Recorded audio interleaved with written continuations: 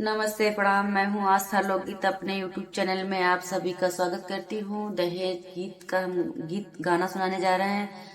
बहुत दर्दनाक है, सुनिएगा। एक बेटी ससुराल में जब जलाई जाती है, उसके साथ अत्याचार होता है, क्या क्या सहती है उसके माँ बाप अपने घर पे रह के अपनी बेटी के लिए ना, बहुत दुखी होती हैं। बहुत आत्मा तड़पता है अपनी बेटी के लिए कि हमारी बेटी के साथ ये चीज़ हो रहा है, हम कुछ कर नहीं पा रहे हैं। इस गाना के माध्यम से आप लोग सुनिएगा। कमेंट बॉक्स में जरूर बताइएगा कैसा लगेगा। अच्छा लगे तो लाइक शेयर सब्सक्राइब जरूर करिएगा। धन्यवाद। जनती की जारल जैबू आग के दहेज हो, पाप नाही करती बेटी ससुरा में भेज के, पाप नाही करती बेटी ससुरा में भेज के। जनती की जारल जैबू आग के दहेज में, जनती की जारल जैबू आग के दहेज में, पाप नाही करती बेटी ससुरा में भेज के, पाप नाही करती बेटी ससुरा में भेज के। काटल तू होबू बेटी तिया से, काटल तू होबू बेटी बड़ा हो विपतिया से। रोवल बीतल होई है दिन और रतिया हो, रोवल होई है दिन और रोज रतिया हो।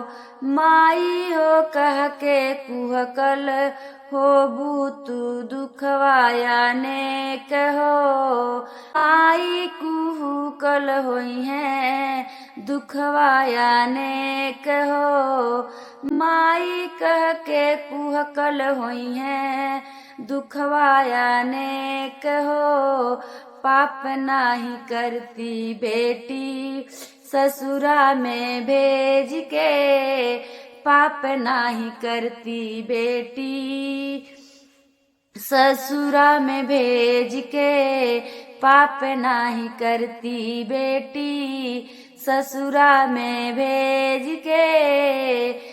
जनती की जारल होबू आग के दहेज में, जनती की जारल होबू आग के दहेज में, पाप नाही करती बेटी ससुरा में भेज के, पाप नाही करती बेटी ससुरा में भेज के, पाप नाही करती बेटी ससुरा में भेज के।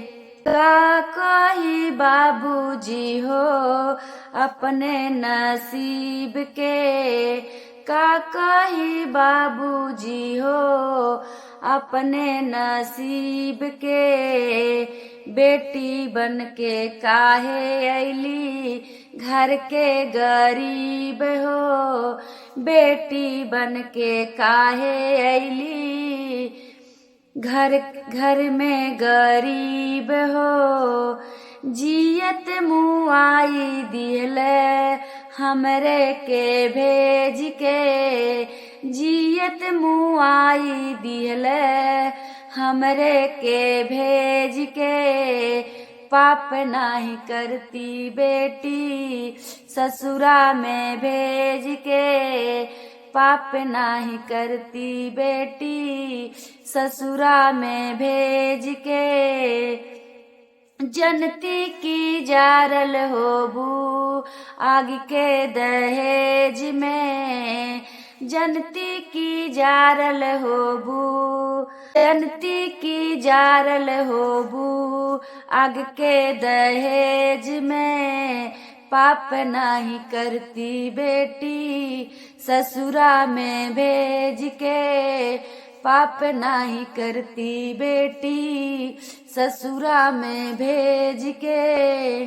करती बिया है नाही रखती कुंवार हो, करत बियाह नाही, रखती कुंवार हो। सुन लेती सही लेती लोगवा के गारी हो। सुन लेती सही लेती लोगवा के गारी हो। न होई देती अपना दिल के करेज के, दूर नहीं करती अपने दिल के करेज के। पाप नहीं करती बेटी ससुरा में भेज के, पाप नहीं करती बेटी ससुरा में भेज के। जनती की जारल जैबू आग के दहेज में, जनती की जारल होबू आग के दहेज में। पाप नहीं करती बेटी ससुरा में भेज के, पाप नहीं करती बेटी ससुरा में भेज के। लोभ से सलील बाटी बदल ली रीतिया हो। लोभ से सलील बाटी बदल ली रीतिया हो। जहर पियावल जाता कह